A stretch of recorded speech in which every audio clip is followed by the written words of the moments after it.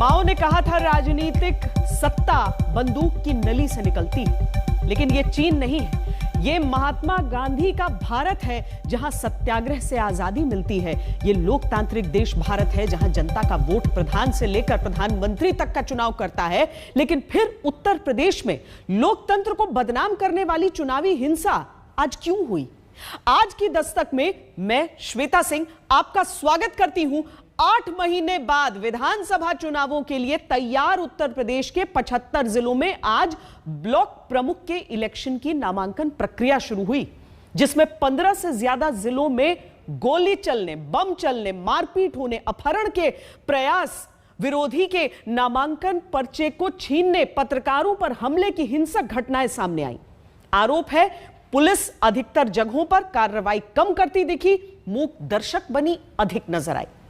चुनाव में हिंसा की घटनाओं को बढ़ावा मिलना जनता के लोकतंत्र पर भरोसे को कमजोर करता है।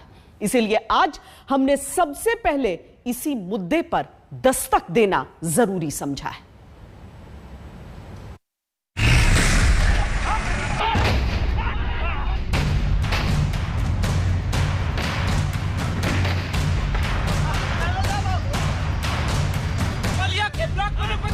किया जा रहा है,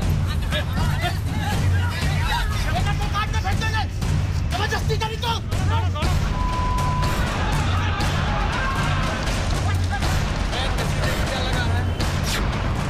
ये कहानी है डेमोक्रेसी इंडेक्स के पन्नों में त्रुटिपूर्ण लोकतंत्र के खांचे में खड़े किए गए भारत की। ये कहानी है दुनिया में लोकतंत्र के पैमाने पर 167 देशों के बीच 53वें नंबर पर खड़े हिंदुस्तान के सबसे बड़े राजनीतिक प्रदेश उत्तर प्रदेश की, जहां ब्लॉक प्रमुख की चुनावी प्रक्रिया में गोली चलती है, बम फूटते हैं।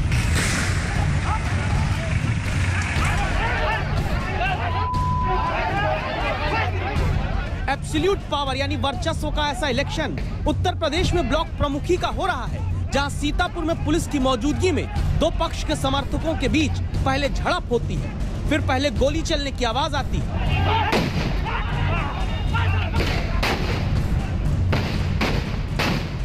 पुलिस थोड़ा हिम्मत दिखाकर लाठी पटकती है, तब तक इतनी गोली और देसी बम चलने लगते हैं कि पुलिस वाले ही अपनी प्राण रक्षा में किनारे खिसक लेते हैं।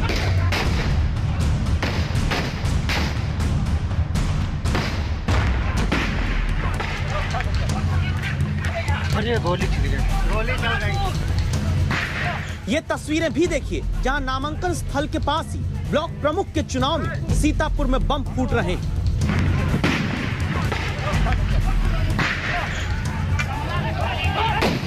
और ये गोली बम उत्तर प्रदेश में उन चुनावों के नामांकन में चल रहे हैं जिनके भरोसे गांवों को मजबूत करने की संकल्पना महात्मा गांधी ने की।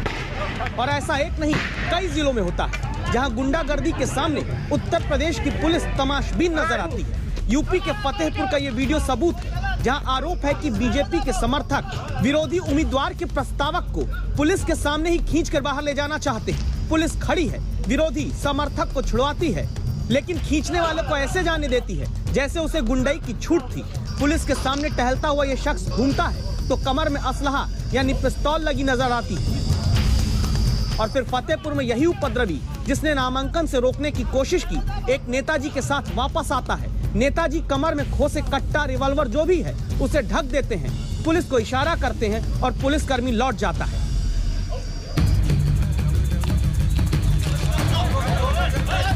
लखीमपुर के पलिया ब्लॉक में कांग्रेस के प्रत्याशी और प्रस्तावक को तो पुलिस की ठीक नाक के नीचे से आरोप है कि बीजेपी के समर्थक खींच कर ले जाने लगते हैं। देखिए भाजपा के राज में क्या हो रहा है, ये देखिए ब्लॉक प्रमुख प्रत्याशी को, ब्लॉक प्रमुख प्रत्याशी को बलिया के ब्लॉक प्रमुख प्रत्याशी शादी किया जा रहा है।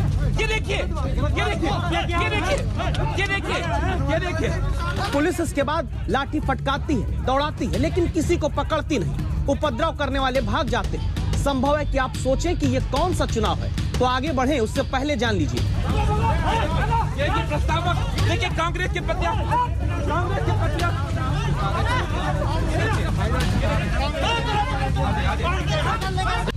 गांवों तक विकास की योजनाएं पहुंचाने के मकसद से देश में 3 स्तर की पंचायत व्यवस्था लागू है, जिसमें गांव के स्तर पर ग्राम पंचायत, बीच में पंचायत समिति और जिला स्तर पर जिला परिषद होती है। ये अभी ब्लॉक प्रमुख का चुनाव उत्तर प्रदेश में हो रहा है, जहां ब्लॉक यानी विकास खंड कुछ ग्राम पंचायतों को जोड़कर बनता है। पहले ग्राम पंचायत के चुनाव में जनता ग्राम प्रधान और क्षेत्र पंचायत सदस्य, जिसे बीडीसी भी कहा जाता है, उसे चुनती है। चुने गए क्षेत्र पंचायत सदस्य फिर ब्लॉक प्रमुख को चुनते हैं। उसी ब्लॉक प्रमुखी के चुनाव में लखीमपुर के एक दूसरे विकास खंड में देखिए, समाजवादी पार्टी के उम्मीदवार के नामांकन में प्रस्तावक महिला के कपड़े तक विरोधी खींचने लगते हैं। इससे ज्यादा शर्मनाक और क्या हो सकता है।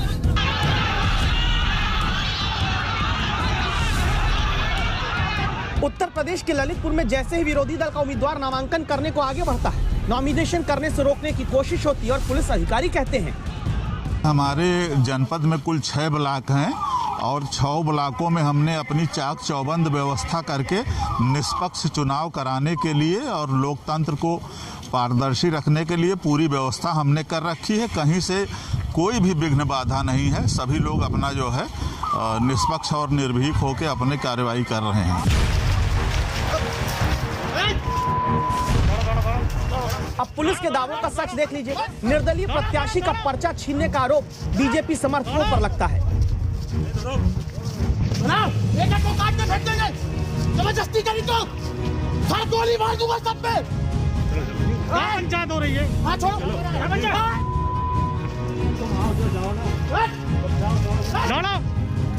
झांसी में ब्लॉक प्रमुख के चुनाव में समाजवादी पार्टी और बीजेपी के समर्थकों के बीच पत्थर चलने लगे तो हालत ये हो गई कि ऐसे महिला प्रत्याशी को समर्थक सुरक्षा घेरे में ले जाकर नामांकन भराने जाते दिखे।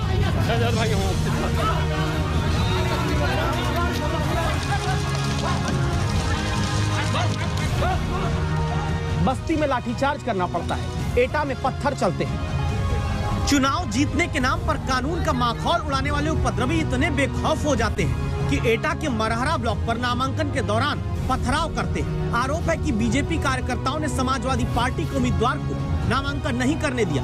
दोनों पक्ष भिड़ गए। पुलिस के सामने पत्थरबाजी होती है। आज तक संवाददाता जख्मी हो जाते हैं। तो सवाल उठता है कि ये छूट किसने दी है और कैसे दी गई है। और गोरखपुर में बीजेपी प्रत्याशी की कार पर हमला करने का आरोप समाजवादी समर्थकों पर लगता है। ईटा इतना बड़ा इसी गाड़ी में बैठी हुई थी और ईटा गाड़ी में फेंक रहे थे, पैर पे सीधे ईटा लगा है। समर्थकों को अगवा करने, पर्चा फाड़ने, गोली चलाकर रोकने, बम चलाकर दौड़ाने, प्रतिद्वंदी को नामांकन करने से रोकने की इन्हीं तस्वीरों के बीच उत्तर प्रदेश में होता ब्लॉक प्रमुख का चुनाव ये सवाल पूछने को मजबूर करता है कि निर्वाचन आयोग कहां है? पुलिस के हाथों दिखाया जाने वाला कानून का इकबाल कहां है? निष्पक्ष चुनाव की गारंटी कहां है? और कहां है लोकतंत्र पर जनता को भरोसा देने वाले?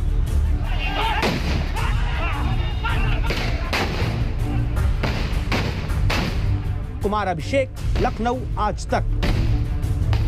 सुप्रीम कोर्ट के फैसले के बाद अयोध्या में भव्य राम मंदिर का निर्माण हो रहा है। राम मंदिर जिस पर हमेशा राजनीति होती आई, लेकिन अब राम के नाम की नई राजनीति उत्तर प्रदेश में सड़क पर फैल रही है। अयोध्या में 90 के दशक में जिन कार सेवकों की मृत्यु हुई, उनके नाम पर अब सड़क बनाने का ऐलान उप मुख्यमंत्री केशव प्रसाद मौर्य ने किया है। क्या यह विशुद्ध राजनीतिक फैसला इसीलिए क्योंकि अब 7 महीने के भीतर उत्तर प्रदेश में चुनाव होने वाले हैं? अयोध्या में राम मंदिर निर्माण हो रहा है, जिसका पूरा राजनीतिक वोट के आधार वाला श्रेय बीजेपी अपने खाते में मानकर चल रही है। लेकिन अब भले उत्तर प्रदेश में सड़क पर गड्ढे हों, लेकिन हेलीकॉप्टर से जब प्रदेश का सड़क वाला महकमा संभालने वाले डिप्टी सीएम केशव प्रसाद मौर्य उतरते हैं तो अयोध्या की रुदौली में एक खास व्यक्ति की मूर्ति का अनावरण करके फूल माला चढ़ाते हैं। ये मूर्ति अयोध्या में 90 के दशक में कार सेवा के लिए पहुंचे राम अचल गुप्त की। वो कार सेवक जो अयोध्या में 1990 में चले राम मंदिर आंदोलन में हिस्सा लेने गए, लेकिन पुलिस की कार्रवाई के बाद जीवित घर नहीं लौटे। अब राम अचल गुप्त जैसे कार सेवकों की याद में सड़क बनाने और सड़क का नाम रखने का ऐलान डिप्टी सीएम ने किया है।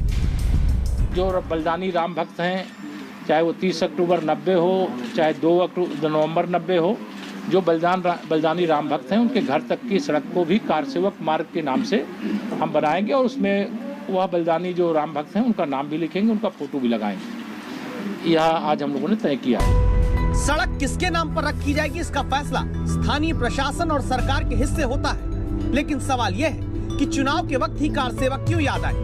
क्योंकि सच्चाई तो यह भी है कि रुदौली के कार सेवक रामचल गुप्त की मूर्ति 2018 से बनकर तैयार थी, जिसका अनावरण अब 2021 में आकर चुनाव के कुछ महीने पहले किया गया। इसीलिए विपक्ष को मौका मिलता है। जैसे ही चुनाव आता है, भारतीय जनता पार्टी जाति धर्म की राजनीति का खेल शुरू कर देती है। लेकिन उत्तर प्रदेश की जनता इस बार बहुत होशियार है, वो काम के नाम पे वोट करेगी और भारतीय जनता पार्टी का खेल तमाम कर देगी। आप पारदर्शी विकास कीजिए, उसके बाद उस विकास का नाम किसी के नाम पर रखिए। ये सरकार का और भाजपा का प्रोवोकेटिव है, वो किसी के नाम पर रखे। लेकिन दुर्भाग्य से आज अयोध्या में भ्रष्टाचार का बोलबाला है और भारतीय जनता पार्टी की सरकार चुप है। सवाल ये भी कि क्या डिप्टी सीएम के पास इस बात का कोई आंकड़ा है कि अयोध्या में कितने कार सेवकों की मृत्यु हुई थी? सड़क की सुविधा जनता को देने का जिम्मा सरकार का होता है, जनता इसीलिए चुनती भी है। लेकिन क्या अपनी जिम्मेदारी को राजनीति के हिसाब से इस्तेमाल किया जाना सही होगा? अयोध्या से बनबीर सिंह के साथ आशीष श्रीवास्तव, लखनऊ, आज तक। नाम सड़क का हो या शहर का, उत्तर प्रदेश में अपनी अपनी राजनीति के अनुसार इस पर विवाद पैदा किए जाते रहे। लेकिन सवाल यह है कि क्या जनता की जरूरत के अनुसार प्राथमिकता समझी जाएगी या भावनाओं के आधार पर वोट की व्यवस्था होगी? क्योंकि सड़क परिवहन हाईवे मंत्रालय के आंकड़े कहते हैं कि देश में सड़क हादसों में सबसे अधिक 15% जो मौतें हैं वो उत्तर प्रदेश में होती है। 2019 में यूपी में रोड एक्सीडेंट के कारण 22,655 लोगों ने जान गंवाई। 2019 के ही अब तक उपलब्ध आंकड़ों के अनुसार सड़क पर गड्ढों के कारण यूपी में 2,122 हादसे हुए हैं। और जो डिप्टी सीएम अभी कार सेवकों के नाम पर सड़क बनाने का ऐलान कर रहे हैं, उन्हें इस बात की भी जानकारी होनी चाहिए कि यूपी में सड़क पर गड्ढों के कारण 2019 में 900 से ज्यादा लोगों ने जान गंवाई। तो क्या अपनी प्राथमिकता समझेंगे मंत्री? सड़क कार सेवकों के नाम पर बनानी है तो उन सड़क के गड्ढों को भी दूर किए जाए जिन पर सरकारी लापरवाही की कीमत अपनी जान गंवाकर आम जनता चुका रही। ग्रह नक्षत्र बदल जाते हैं तो जीवन में बदलाव आता है, लेकिन क्या मंत्रियों के बदल जाने से जनता के मुद्दों में भी कोई परिवर्तन आ सकता है? कल 43 मंत्रियों ने शपथ ली, जिनमें से ज्यादातर ने आज अपने अपने विभाग का कार्यभार संभाल लिया। मंत्री बदल गए, मुद्दे वही हैं, तेल की महंगाई, गैस के बढ़ते दाम, बेरोजगारी। क्या इन मुद्दों को बदला अब जा सकेगा? खासकर तब जबकि साल भर के भीतर देश के 7 राज्यों में विधानसभा चुनाव होने हैं, जिनमें से 6 राज्य में अकेले बीजेपी की सरकार है।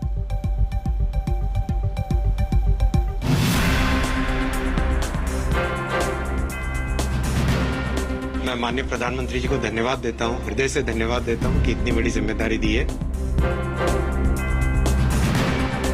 मोदी जी के नेतृत्व में हम सभी काम कर रहे हैं।